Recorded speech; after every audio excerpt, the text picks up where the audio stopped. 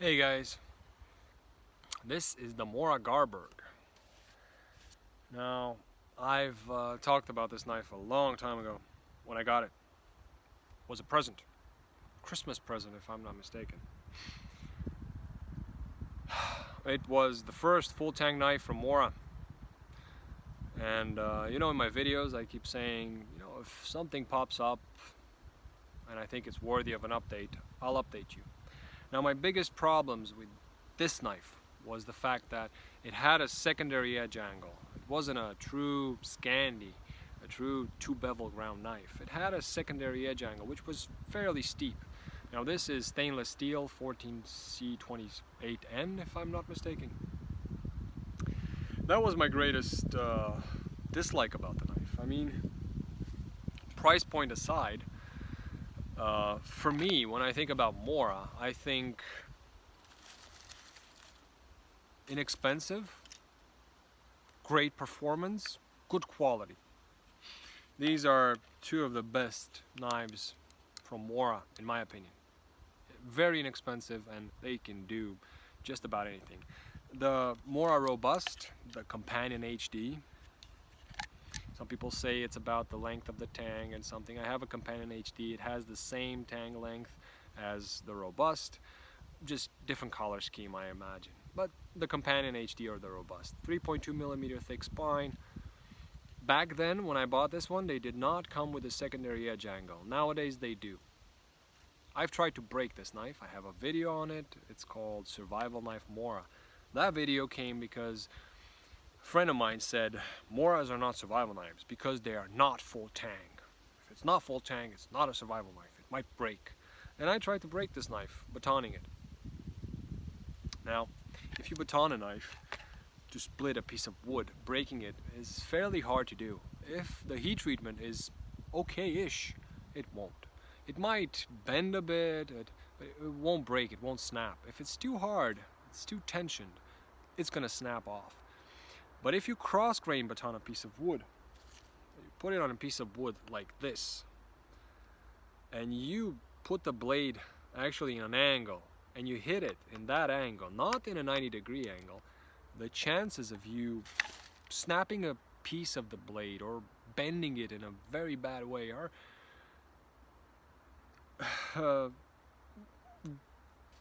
good, I would say.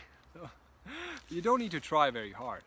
But if the heat treatment is very well made, very well done, it's gonna be hard because steel versus wood, steel wins.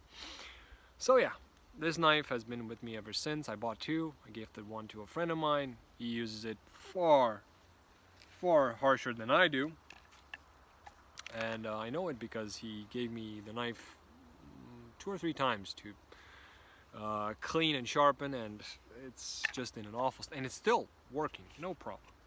So the Robust, 13.5 degrees per side when it comes to the edge angle, so 27 inclusive, which is good.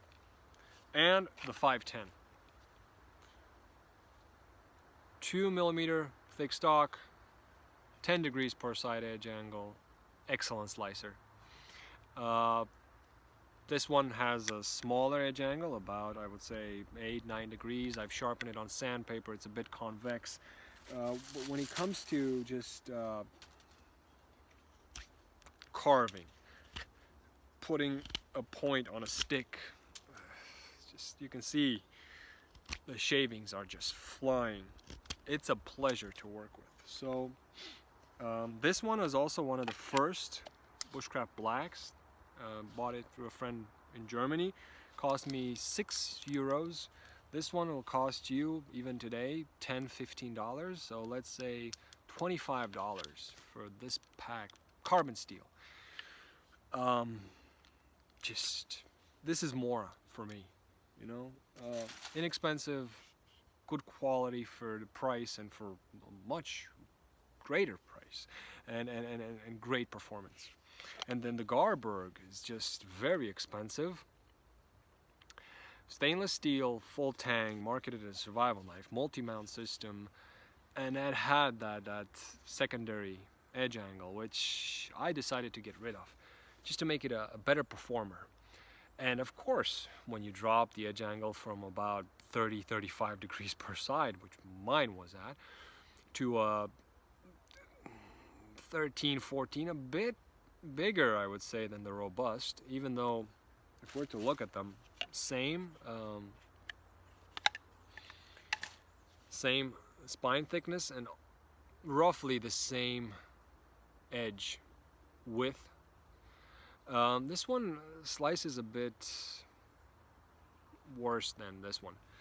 It may be the narrower blade. A narrower blade will allow you to control the blade in the cut much better. In addition to that, if you're going to use this as a bushcraft knife, you will miss this nice pointy tip. But it's a better slicer now, for sure. So right now, you can do these things, which came fairly difficult when it had that secondary edge angle. Now even through knots, yeah, it can do it. It can do it. It's a decent slicer. No more than my Enzo Trapper, Bravo 1, Falcon Even F1. A bit better than my SE4, but not as good as my SE3. So decent. What I then decided to do, this is its second outing since the new Edge. I decided to take this stick, which is not really green. It's not dry, but it's not really green. You can see it's okay-ish. You know, not the hardest of wood. A bit harder than hazel, but still relatively green. You couldn't make a fire with this. Put it right here and cross grain chop. I know it can split wood, but the greatest tensions that you can put on a knife edge, in my opinion, are chopping. Batoning, you know, the edge will touch the piece of wood and then it will split it, act like a wedge, the whole knife. It's okay, unless you hit a knot or you cross grain baton, put the knife on the wood and then there's a knot and you just swiftly do it. Chopping is going to be more stressful on the edge, so it's always a good test. And I did that. Gave it a few hard chops. I looked at the edge and I saw the tiniest amount of warping. It's nothing that I could show you on camera. It's something that I can see in the sunlight, and it's something that's going to be easily fixed. But I was disappointed in that because I have removed enough metal to make sure it wasn't that fresh off the grinder edge, and I fear the steel is just that soft that it will warp, and I don't like that one bit, because while I'm not gonna throw away the knife, it was a present, I'm gonna keep using it. Usually when I get a knife as a gift, it's just it sticks around with me forever. But I was hoping something like this, the robust, you know, something that I know I can beat on and do whatever I want to it, and it'll keep taking it and I'll have it forever.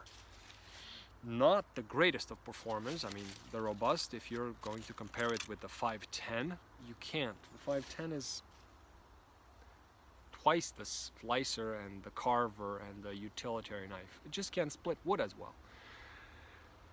But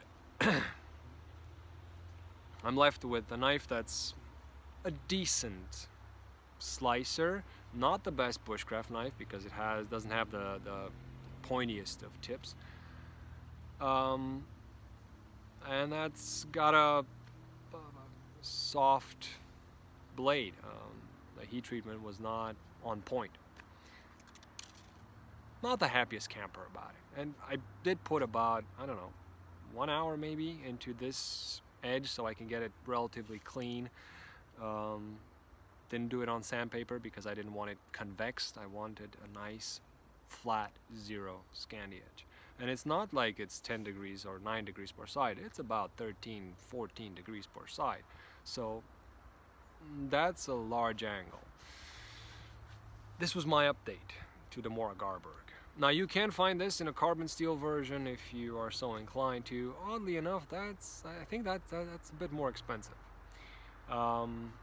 Instead of getting this for $80, $90, $100, I would get these for 25 or whatever you can get them. It's less than half of this, and much more useful. I have my issues with this one. I like the looks of it. I just don't think it lives up to the name of Mora, in my idea of what a Mora should represent. I hope this video was useful to you. If you have any questions or comments about it, just let me know in the comment section. I'll get to them as soon as possible. Thank you for watching, and as always, I wish you all a great day.